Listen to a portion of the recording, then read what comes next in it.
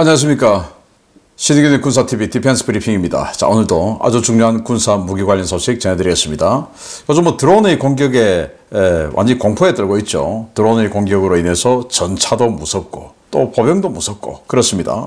그러다 보니까 이 러시아 그리고 또 전쟁을 하지 않는 중국도 드론 대응 전술을 만들고 있는데 중국이 만든 전술은 보니까 좀 그럴싸해 보이는데 러시아가 만든 전술은 이게 무슨 우리 오징어 게임 드라마를 보고 만들었나 라는 생각이 들 정도인데 드론 대응 전술 어떤지 한번 보도록 하겠습니다. 자, 5가지 단신 먼저 보겠습니다.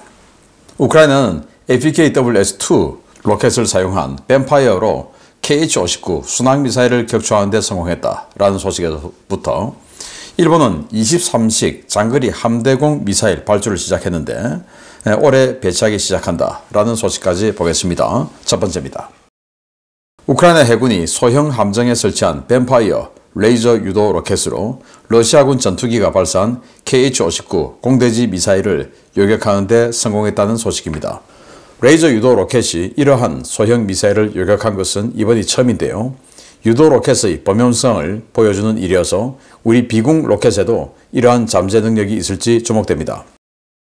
중국이 일반 보병 분대 전투 교리에 드론 대응 전술을 접목하기 시작했습니다. 일반적인 카운터 드론 전술은 물론 드론 대응용 무기가 없는 상황에서 드론과 조우했을 경우 어떻게 대응해야 하는지를 가르치기 시작한 것인데요. FPV 드론이 전장에서 절대적인 위력을 발휘하는 지금 우리 군도 소규모 제대의 드론 대응 전술 교육을 강화해야 할 것 같습니다. 이란이 그동안 중동에서 격추된 미국산 MQ-9 리퍼 무인 공격기를 거의 그대로 복제한 샤헤드 149 무인 공격기 첫 번째 운용부대 가동을 시작했다고 밝혔습니다. 이란은 이 무인기가 최대 4,000km 범위까지 진출할 수 있고 12발의 정밀 유도폭탄을 운용할 수 있다고 주장하고 있는데요.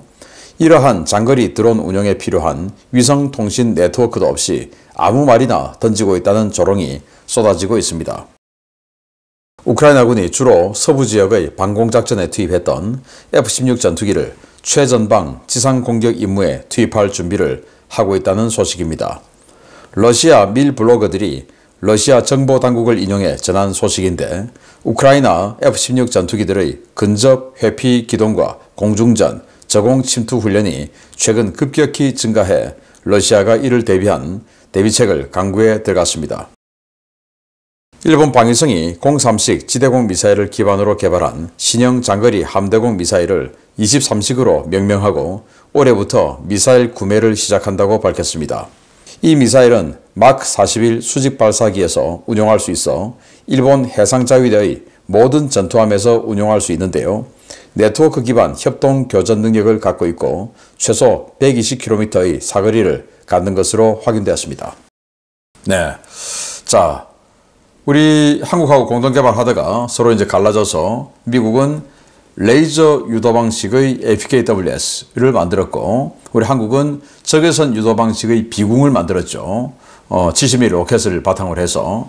그래서 이 우크라이나의 소형 함정에 이렇게 센서 부착하고 이게 아마 레이저 조사기가 되겠죠. 그리고 이 APKWS 뱀파이어라는 발사기 이름이죠. 여기다가 이제 해서 날아오는, 지금 동영상 보시는데요. 날아오는 러시아의 전투기에서 발생하는 KH-59 순항미사일 마하 0.82 속도예요. 이걸 그대로 명중시켜서 요격하는 데 성공했다라는 건데, 자, 이렇게 되면 어차피 이 로켓이 저 순항미사일보다 속도가 더 빠르지 않습니까? 그리고 이 순항미사일이 급격한 기동, 회피기동 이런 거 안 하는 이상 똑바로 날아오고 있는 이 주행 단계에서는 우리 비궁도 적외선 유도 방식이니까 당연히 이 순항미사일에 엔진이 있으니까 뜨겁죠. 여기를 향해서 날아가서 격추할 수 있지 않을까라고 생각이 되는데 점점 궁하면 통한다라는 말처럼 계속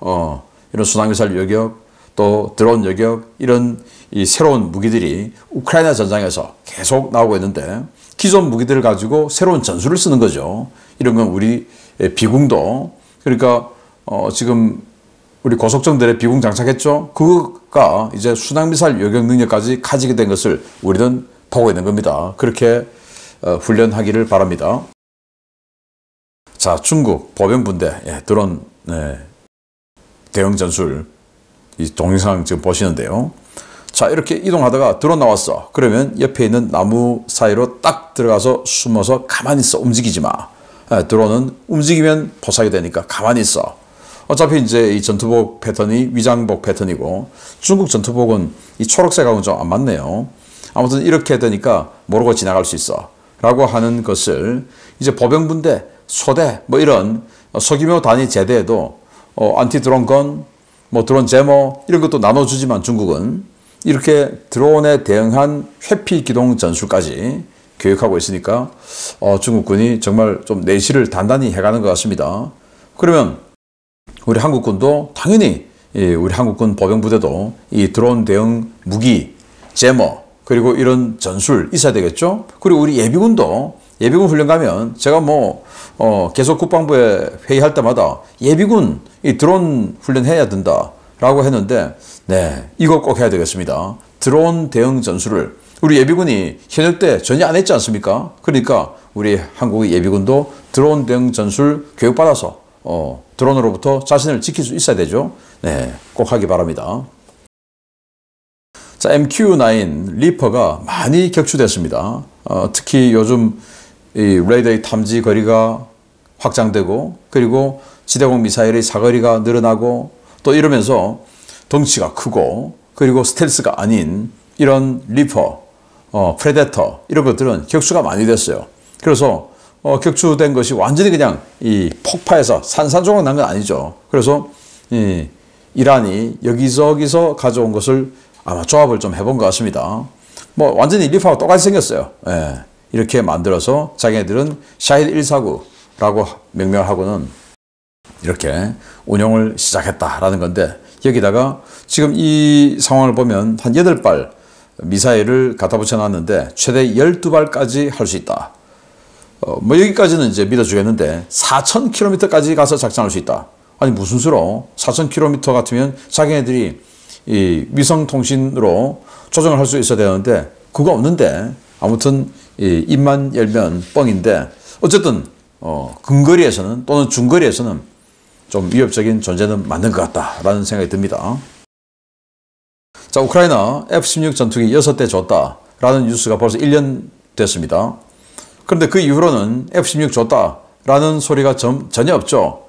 그러면 F-16 안 줬겠습니까?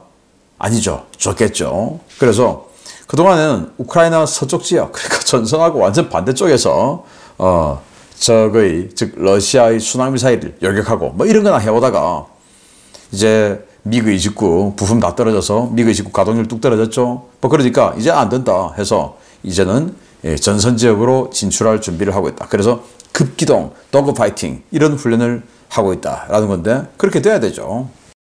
그래서 6대보다는 꽤 많은 숫자가 지금 우크라이나에 배치가 되어 있을 것 같은데 그보다 아마 더 많은 숫자의 미그-29 이런 기존 전투기들이 사용하지 못하는 부품이 없으니까 이제 이런 상태가 된 것 같은데 빨리 이 F-16 그리고 프랑스가 준다는 미라지 2000 빨리 전선에 투입하기를 바랍니다. 격추되면 어떻습니까? 어쩔 수 없죠. 네, 격추되어서 F-16 격추됐어. F-16 별거 아니네. 이런 거 걱정하면 무기군 뭐하러 줍니까? 네, 일본이 03식 지대공 미사일을 바탕으로 23식 함대공 미사일을 만들었어요. 사거리는 일단 120km. 그래서 막 41 미국제 수직발사관에 들어가게끔 사이즈를 만들어서 거기서 발사한답니다.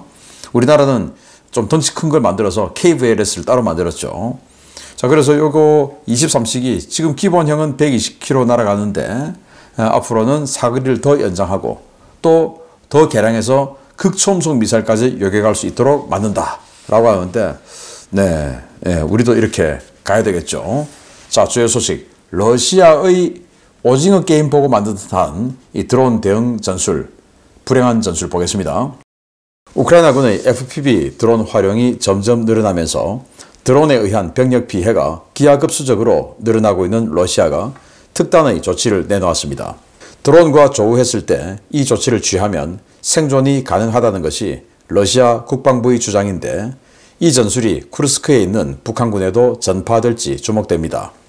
러시아 국방부가 FPV 드론 공격으로부터 일선 보병들을 보호하기 위한 조치로 이른바 얼음 기둥 전술을 보급하기 시작했고, 이 전술을 사용하면 드론 공격으로부터 살아남을 수 있다고 선전하고 있다고 러시아 독립 매체들이 현지 시각 1월 27일 보도했습니다.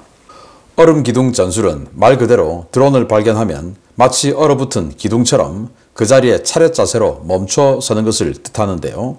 러시아 국방부는 이러한 자세를 취하고 움직임을 최소화하면 공중을 날아가는 드론 카메라에 식별될 가능성이 크게 떨어진다고 가르치고 있습니다. 러시아 국방부는 얼음 기둥 전술은 특히 은폐가 용이한 풀이나 나무가 있는 곳에서 더욱 효과적이라며 FPV 드론은 채공 시간이 짧기 때문에 몇 분만 이렇게 멈춰 서 있으면 드론에 걸리지 않고 위험지대를 통과할 수 있다라고 가르치고 있습니다. 러시아 국방부가 이러한 전술을 보급하기 시작한 것은 우크라이나군이 사용하고 있는 FPV 드론 대부분이 무선으로 작동하는 소형 경량 드론이고, 드론에 장착된 카메라의 해상도가 매우 떨어지기 때문에 움직임을 최소화하면 카메라에 걸리지 않을 것이라는 발상에 따른 것입니다. 하지만 전문가들은 우크라이나군의 드론 운용은 고해상도 센서를 장착한 장기 채공 정찰 드론의 지원을 받아 목표 위치를 특정한 뒤 FPV 드론을 날려보내는 방식이기 때문에 이러한 얼음 기둥 전술이 전혀 효과가 없다고 지적하고 있는데요. 도대체 이 해괴한 드론 대응 전술 누구 머리에서 나왔는지 모르겠습니다.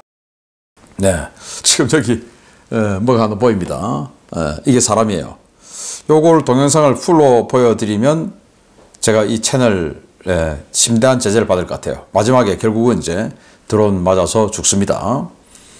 자, 일단 지금 이 화면을 보면은 그 주장이 맞는 것 같아요. 해상도 굉장히 떨어지죠. 해상도가 떨어지니까 이렇게 가만히 서 있으면 안 움직이면 이 드론의 렌즈가 보지 못할 거야. 그래서 드론이 그냥 뭐 이렇게 여기 지금 길이에요. 개활지인데 이게 그냥 가다가 서 있습니다. 그렇게 주장을 하는데, 자 여기 보시면 다른 정찰 드론이 이걸 보고 있습니다. 그리고 아까 그 병사가 여기 서 있습니다. 그리고 이렇게 드론이 날아와서 결국은 들이받아서 이 병사는 폭파해 버립니다.